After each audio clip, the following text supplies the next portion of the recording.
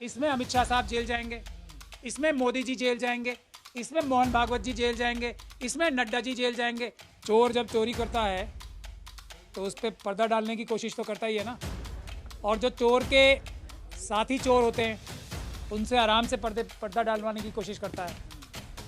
आप लोगों को याद होगा जब ये 15 फरवरी को ऑर्डर आया था, मैंने तभी ये बोला था ये 5 मिनट का काम है, सुप्रीम कोर्ट ने 3 हफ्ते का टाइम दिया है। इसका मतलब ये नहीं कि 3 हफ्ते का वेट किया जाए, 5 मिनट का काम है। कंप्यूटराइज्ड है, एसबीआई बैंक है, इतना बड़ा दुनिया का सबसे बड़े बैंकों में से एक बैंक है एसबीआई। इसमें हज़ारों प्रोफेशनल्स काम करते हैं, हज़ारों, लाखों लोग नौकरी करते हैं लेकिन हज़ारों प्रोफेशनल्स काम करते हैं और हज़ारों कंप्यूटर प्रोफेशनल्स काम करते हैं। और एसबीआई एक अकेली बैंक है जिसको ये जिम्मेदारी मोदी जी ने, बीजेपी ने, आरएसएस की सरकार ने दी थी कि इलेक्टोरल बॉन्ड्स कोई भी और सरकारी बैंक या प्राइवेट बैंक नहीं बनाएगा, सिर्फ एसबीआई बनाएगा। एसबीआई वही बैंक है जिसके चेयरमैन साहब, ऐसी रिपोर्ट्स आई हैं, जब मोदी जी पहली बार ऑस्ट्रेलिया गए थे तो उनके चेयरमैन साहब मोदी जी और अडानी जी के साथ वहां गए थे और एक कोल माइन का सौदा हुआ था वहां पे, टेंडर अडानी जी ने लिया था। वो टेंडर के लिए वहां बहुत बड़ा एक आंदोलन हुआ और वो टेंडर अब कैंसिल हुआ बताया जाता है ऑस्ट्रेलिया में, जो अडानी जी ने घपला करके टेंडर, मोदी जी ने जब एसबीआई के चेयरमैन को इस हद तक नीचे ला दिया कि वो अडानी जैसे एक बेईमान बिजनेसमैन को लोन दिलवाने के लिए, लोन साइन कराने के लिए ऑस्ट्रेलिया ले गए। तो इस प्रकार के चेयरमैन नियुक्त होते हैं, उसी प्रकार के जिस प्रकार के इलेक्शन कमीशन में मेंबर्स अपॉइंट करते हैं मोदी जी, जो ईवीएम की चोरी करते हैं और करवाते हैं मोदी जी से। तो ये आप लोगों ने सही सवाल पूछा, हमने भी तब बताया था कि ये तुरंत जो करने वाला काम था, 3 हफ्ते का टाइम सुप्रीम कोर्ट ने देके, एक गलती की मैं समझता हूं 5 सुप्रीम कोर्ट के जजेस ने भी, उन्होंने सोचा शायद अभी भी भारत में कानून और संविधान का राज बाकी है और एसबीआई के लोग ईमानदारी से 3 हफ्ते तक तो कम से कम दे ही देंगे ये सारी डिटेल्स। ये डिटेल्स क्या है?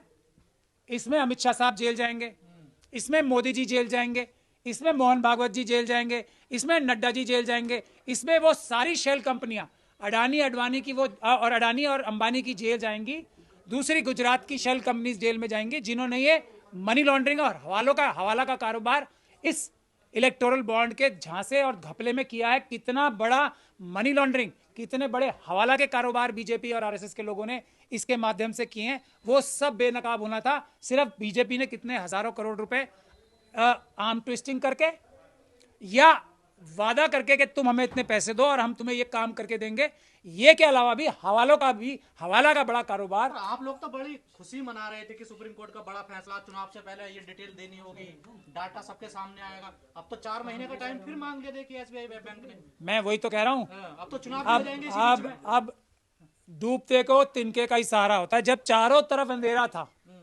हम लोगों ने तब भी ये बात कही थी कि सुप्रीम कोर्ट ने ये जो एक ईमानदारी भरा फैसला किया है, और ऐसा बहुत सारे लोग कह रहे हैं देश से और विदेश से, कि ये बहुत दिनों बाद एक अच्छा फैसला आया है।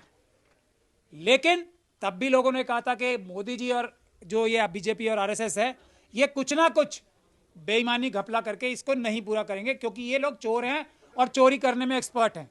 वही काम इन्होंने किया। लेकिन ये एक बड़ा अपराध किया है एसबीआई के उन ऑफिसर्स ने, मैं एसबीआई बैंक को बुरा नहीं कह रहा हूं, एसबीआई बैंक के उन ऑफिसर्स ने जिन्होंने मोदी जी, बीजेपी, अमित शाह जी के कहने से ये चोरी की साजिश जो चल रही है देश में, उसको छुपाने की कोशिश की है।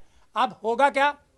सुप्रीम कोर्ट ने अगर अब ये कल ही या आज रात को ये फैसला नहीं कर दिया, क्योंकि सुप्रीम कोर्ट तो रातों रात भी कोर्ट खोलने के लिए जानी जाती है ना हमारी, और इतना इससे बड़ा तो कोई मुद्दा हो नहीं सकता देश में। इससे बड़ा फैसला 5 जजेस ने एक मुंह होकर, एक दिमाग के जो जजमेंट लिखी थी, 2 जजमेंट्स, और दोनों एक जैसी जजमेंट थी। जैसे संजीव खन्ना ने दूसरी जजमेंट लिखी थी 4 जजों के साथ अपनी सहमति जताते हुए। तो जो 5 जजों के दिमाग से जो चीज संविधान के साथ चोरी थी, संविधान के साथ धोखा था, संविधान के ऊपर अपराध था, उसको एक एसबीआई का चोर ऑफिसर उसको नकार दे, ये है मोदी जी की गारंटी। तो अब सुप्रीम कोर्ट समय दे देगा एसबीआई को या फिर कोर्ट ऑफ कंटेम्प्ट होगा? ये कंटेम्प्ट ऑफ कोर्ट की बात मैं आपसे कह रहा हूं कि अगर इस मामले को रफा दफा करने की कार्रवाई करवानी है, इस मामले के ऊपर पानी डालने की कार्रवाई करनी है तो court of contempt of court का नाम भी लेना चाहिए हमें।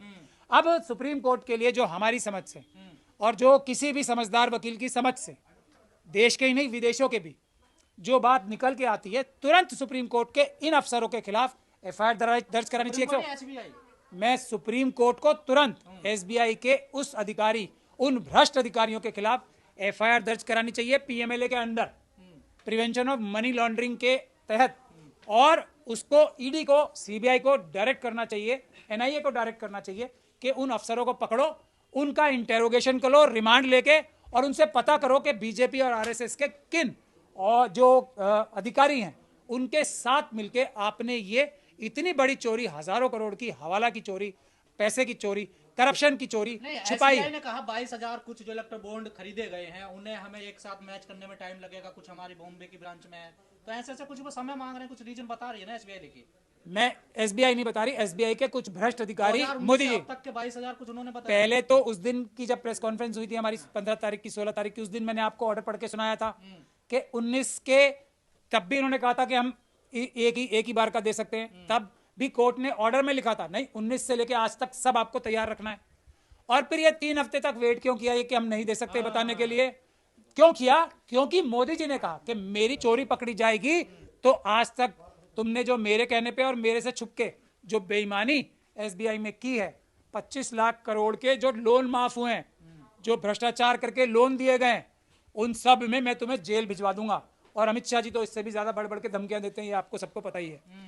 तो ये 3 हफ्ते तक का इंतजार करने से भी क्या चोरी नहीं पकड़ी जाती? इसलिए मैं कह रहा हूं कंटेम्प्ट ऑफ कोर्ट तो बहुत छोटी बात है, इन लोगों को तुरंत अरेस्ट होना चाहिए। सुप्रीम कोर्ट को, एक सुप्रीम कोर्ट के सिटिंग जज की यह जिम्मेदारी लगानी चाहिए कि वो उसकी निगरानी में एसबीआई के ऑफिसर्स को बिठाया जाए। सारे कंप्यूटर से जुड़ा हुआ है, एसबीआई की सारी कारगुजारियां कंप्यूटर से जुड़ी हुई हैं। कंप्यूटर जो एक्सपर्ट्स मोदी जी पूरी दुनिया से ईवीएम की मशीनें मैनिपुलेट करने के लिए, उनमें धांधली करने के लिए मंगवा सकते हैं, तो ये सिस्टम तो सारा ऑटोमेटिक बना हुआ है।